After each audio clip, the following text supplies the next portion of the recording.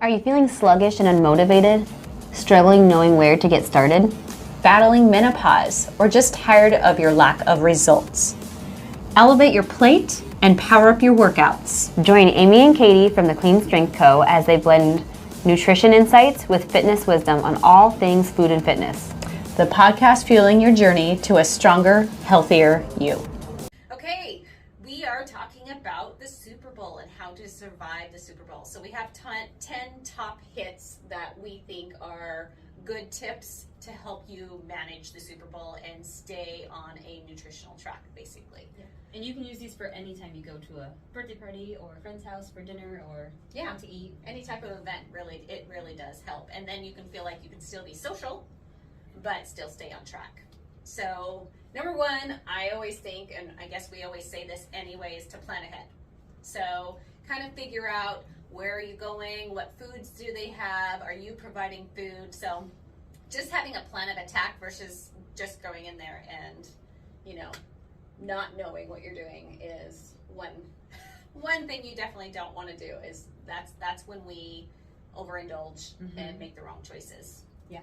And when I know that I'm going to go eat out or go to a friend's house, I plan my day accordingly. So I stay really protein focused all day long, but I might leave a little more carbs and a little more fats towards the end of the day because I know I'm going to go here and enjoy this.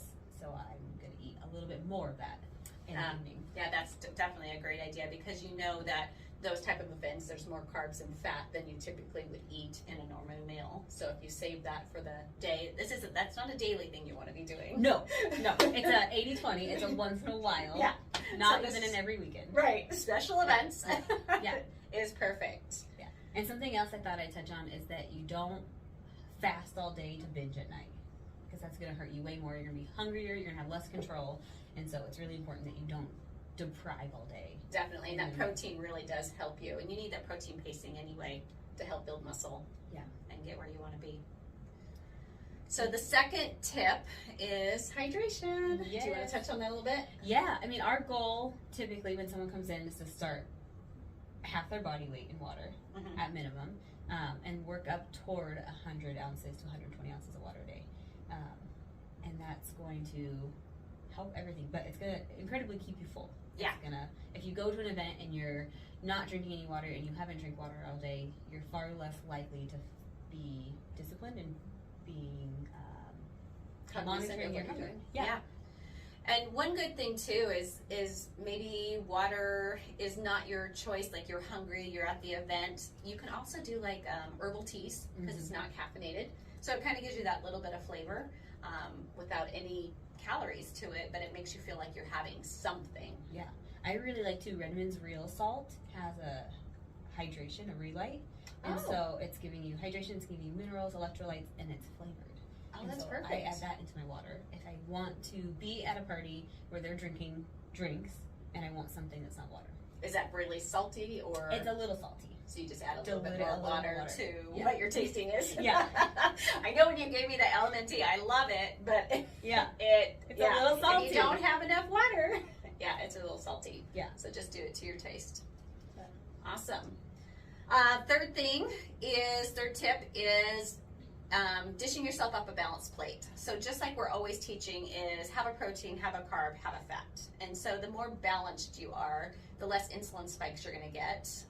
And then you're really not hungry again. If you eat just carbs, you will get an insulin spike. Well, then when that goes away, then you're going to be hungry right away again. So you're going to be eating consistently throughout the event versus being satisfied and satiated with a balanced plate.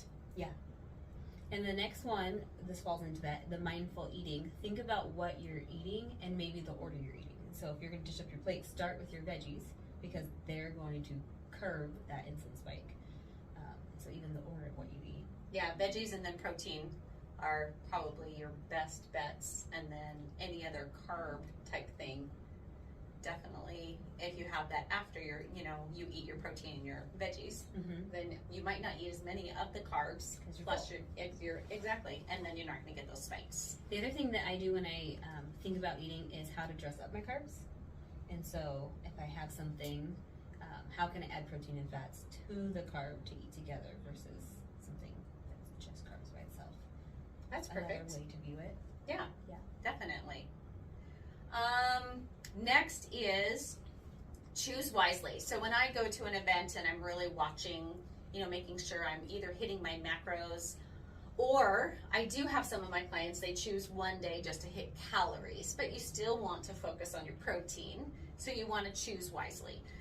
So if you're going to the event, I always opt for where the protein is, and I opt for the healthier things, less fried food, things that won't upset my stomach also, because my body, I can't handle too many of the fried foods, those kind of things, but I do crave the proteins and the cheeses, so those are more healthier options, the veggies, and you can still feel whole, and you're still hitting your calories, so you're not going overboard, but you're having a little bit of loose choices that you have to do if you're just doing calories only.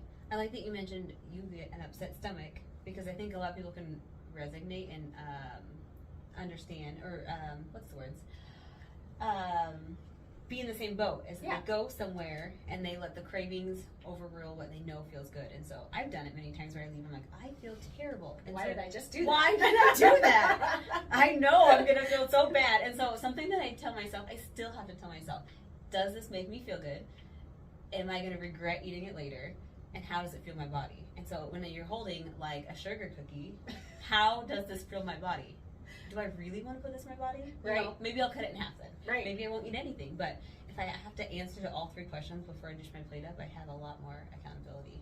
That's great. And then sometimes you choose to still eat the cookie. Yeah. I know a cookie, there's these shortbread cookies that I love, and they're about this big. And I can't really have them in my house because I will eat them. See, we're normal. We all have We are our very things. normal.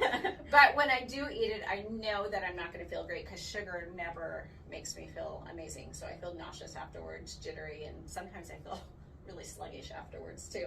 And then sometimes I still make the choice to eat one, even though I know how it's going to make me feel. But a lot of times, if you do go through those questions, that is helpful. And sometimes you'll choose, more often than not, you'll choose not to have it. Or maybe they'll choose 1 cookie There you go. and not 3.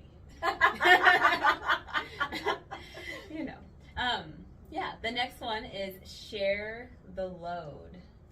So sharing the load, that's a great one. It's great to have more of a potluck style at an event. And the reason for this is that you get to choose some of the stuff that's going to be at the event. So whenever I go to an event, I always kind of see what other people are going to bring. And then if I don't know for sure what they're going to bring, I'm almost positive the places that we go, most people only bring carbs, so carby stuff. So I make sure that I create more protein-filled snacks that I would like to have, and usually bring the vegetables. So that way you can be in control of some of the food that is going to be part of the event. Mm-hmm.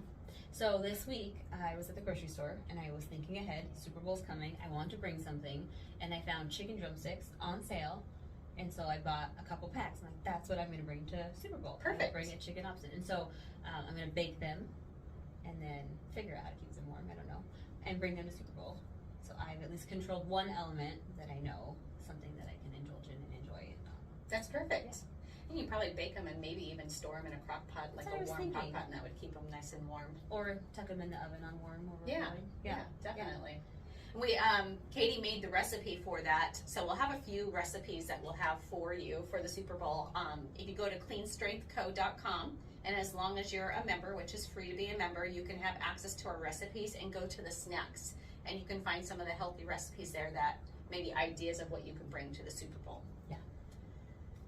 Okay, Katie is really good at this next one. It's called the Smart Swaps. I love this. There's so many ways that you can swap the average appetizer or food out to improve it. And so one of my favorites is Greek yogurt instead of sour cream as a veggie dip.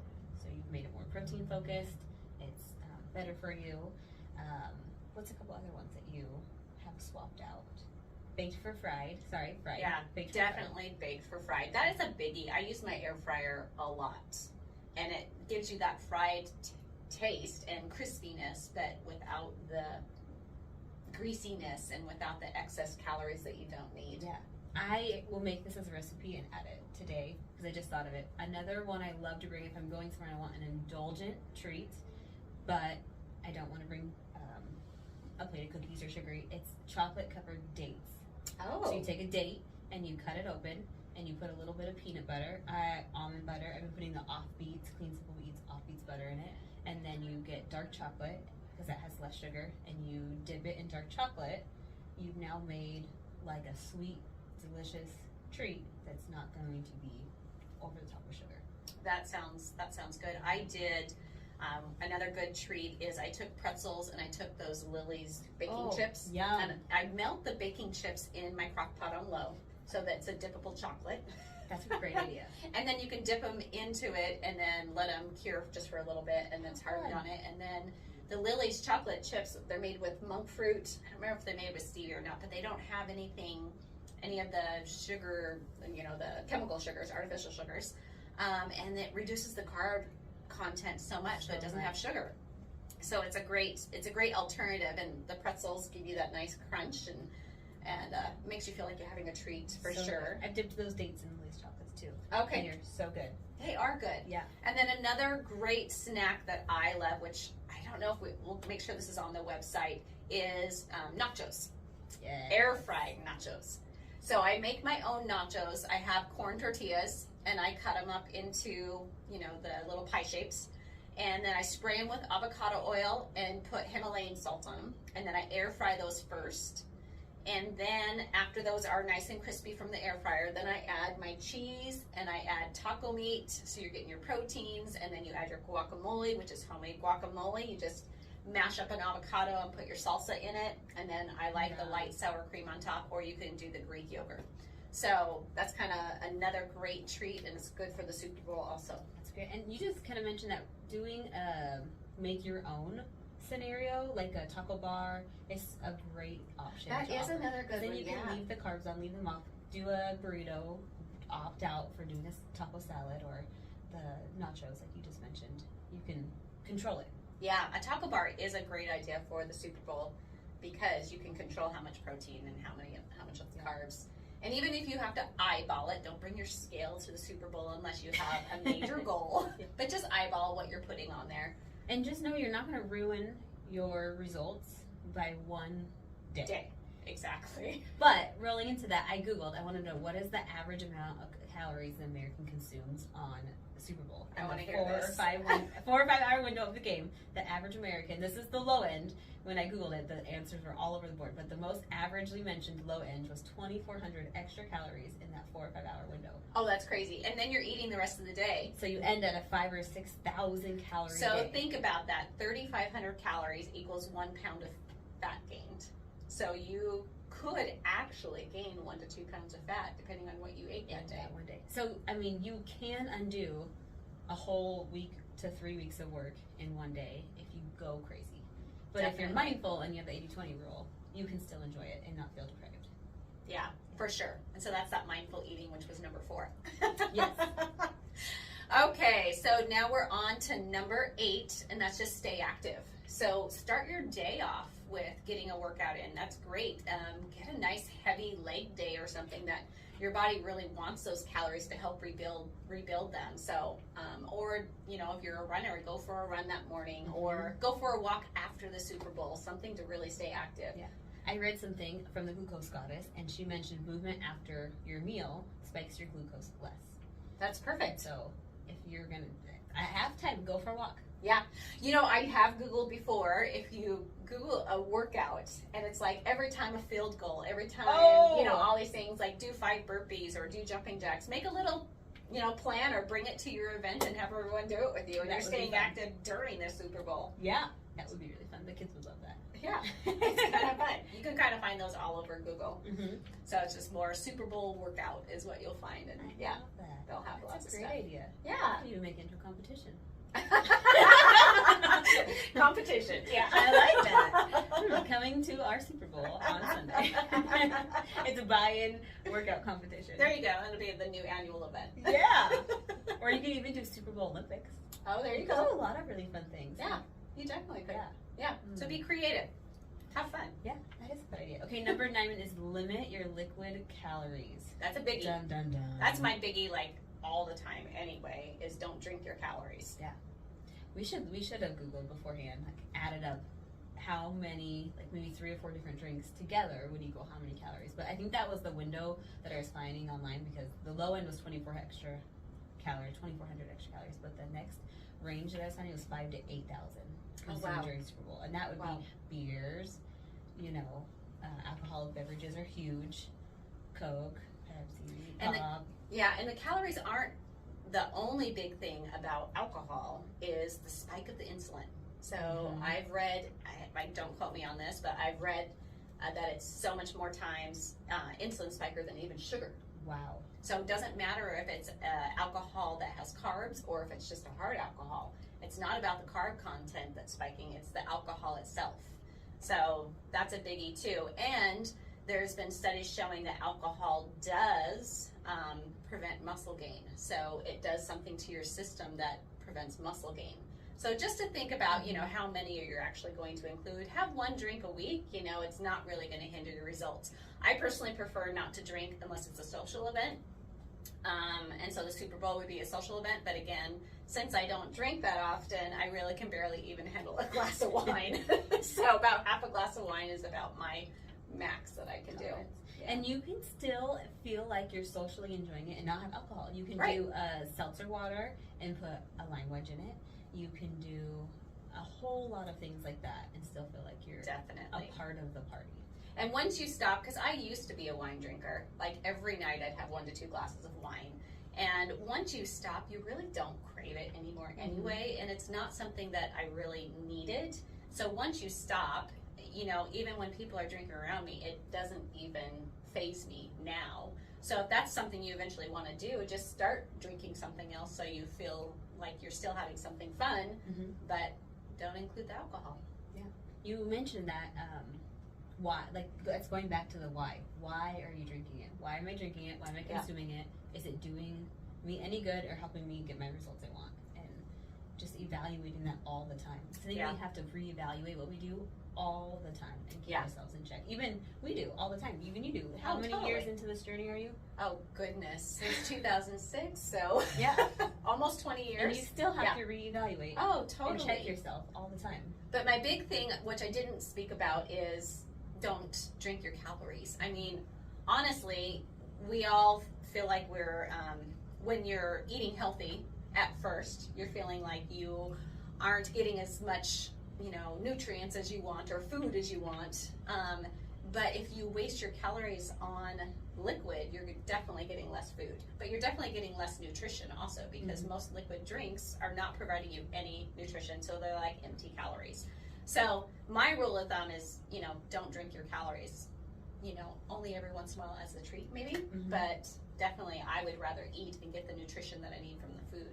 And if you ever hit that, like it's 3 or 4 o'clock and it's not dinner yet, and you're like, I want something. What do I want? I just think I need like a drink. I think I need like not a caffeine, but you just feel like you want something. Right. I feel like I hit that a lot, and I'm like, okay, I need to go drink some water and then reevaluate. And usually I'm really fine, and it might just be an afternoon insulin crash, or it might be something that I fueled myself with incorrectly that led to that, or definitely. Just sometimes it's a mental game. One good thing in the afternoon, if you've had the clean Simple Eats, they have a hydration. That's a good time to, because it has flavor, but it's like 8 calories. Oh, and they have some great recipes for like mocktails, but not mocktails, but drinks that you could make with something like that. That's perfect. Another way to be included in. Definitely. Yeah. And the Clean Simple Eats, they have recipes on their website too, so that might be something you can see.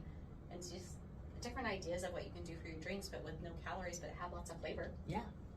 Definitely. Okay, number 10, we kind of hit it with everything, but it's just something to remember. Number 10 is enjoy the day, enjoy the event, but do it with moderation. So moderation is always the key.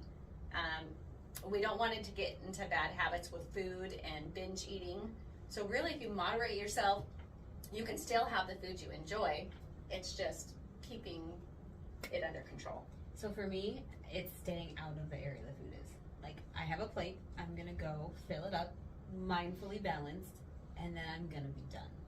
And that's perfect. And I'm not gonna go back and go back, because sometimes you start with a plan and you go in there and you're like, okay, this plate was great. All right, I'm gonna go back for a handful of chips. I'm gonna go back for a handful of chips. I'm just gonna eat this cookie, and you've ruined all of that work that you put into all day thinking about it, Right. planning it, and then you lost with the moderation. And most of the time, you're just grabbing it because you can see it. Yes, You're just visually seeing it. You don't really want it. It's just there, it's just there. and you just grab it.